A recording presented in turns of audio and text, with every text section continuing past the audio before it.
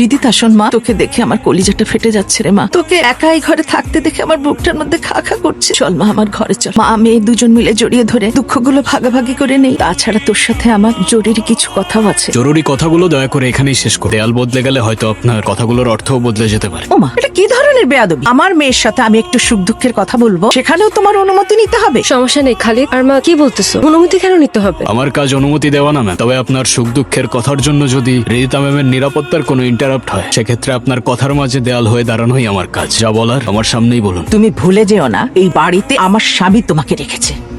চোখের জল ফেলে হয়তো শোক কমানো যায় না, কিন্তু বিপদ কাটানো যায় না। আপনার এই চোখের জল আর ভেঙে পড়া কান্না আপনার শত্রুদের জন্য সবচেয়ে বড় হাতিয়ার। এভাবে কেন কথা বলতেছো? আমার বাবা চলে গেছে, আমার পরিবার আমাকে পর করে দিছে। পৃথিবীতে কার জন্য বাঁচবো আমি? কাকেই বা ভরসা করবো বলো? ভরসা শুধুমাত্র নিজের উপর করুন। এই পৃথিবীটা একটা যুদ্ধক্ষেত্র, এখানে দুর্বলদের জন্য কোনো জায়গা নেই। আপনার বাবা আপনাকে সবকিছুই দিয়ে গেছেন, শুধুমাত্র লড়াই করতে শিখিয়ে যাননি। বাবা শুধু ভালোবাসতে শিখিয়েছে। সব সময় বলতো ভালোবাসা দিয়ে নাকি পুরো পৃথিবী জয় করা যায়। মা করার করে ফেলেছি।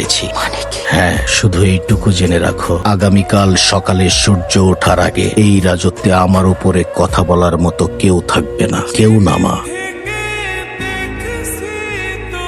ম্যাম ম্যাম রিতা ম্যাম কি হয়েছে খালিদ? ম্যাম আমাদের এখন এখান থেকে চলে যেতে হবে। কি বলছো তুমি এসব? আর ওর হাতে গান কেন? ম্যাম এত কথার উত্তর দেওয়ার মতো সময় নেই এখন। Please cooperate. আমি পরে আপনাকে সব বুঝিয়ে বলছি। প্লিজ তাড়াতাড়ি আসুন, তাড়াতাড়ি ম্যাম। মানে চলুন, আমাদের যেতে হবে। ম্যাম চলুন, আমাদের দেরি হয়ে যাচ্ছে। আমি তোমাকে সে কখন থেকে জিজ্ঞাসা করে যাচ্ছি, কোনো উত্তর দিচ্ছ না কেন তুমি? ওই লোককে গুলি কেন করছো? আর ওই লাশগুলো কারা? অ্যাটাক করতে আসছিল আপনার উপর, ফেলতে আসছিল আপনাকে। আমাকে আমাকে কেন মারতে চাইবে? আমি তো কারো ক্ষতি করিনি। কিলারের ব্যক্তিগত কোনো শত্রুতা থাকে না ম্যাম। আর আমি যতদূর বুঝতে পারছি আপনার ভাই ওদেরকে পাঠিয়েছিল। ভাইয়া? না না, ও তো আমার আপন ভাইয়ের মতো। বাবা মারার পর ওরই তো ছায়া হবার কথা। সম্পর্কটা ততক্ষণই ছিল যতক্ষণ আপনার বাবা বেঁচে ছিলেন। এখন আপনার বাবা নেই, কোনো সম্পর্কও নেই। আর তাছাড়াও আপনার বাবার সবকিছুই আপনার নামে। তার এই বিশাল সম্পত্তি আর সাম্রাজ্যের সামনে আপনার প্রাণের কোনো ভ্যালু নাই তাদের কাছে। মা কোথায় তুমি? মা বাবা, মা বাবা কেমন আছো মা? তুই ঠিক না থাকলে আমি কি ঠিক থাকি বাবা? বলতো তুই ঠিক আছিস তো বাবা? সব ঠিকঠাক আছে? হ্যাঁ মা। মা উনি রিদিতা, আমার ক্লায়েন্ট নাইট সাহেবের মেয়ে। গতকাল রাতে ওনার বাড়িতে ওনার উপরে অ্যাটাক হয়। এই বেশ কিছুদিন ওনাকে আমার এখানে রাখতে হবে।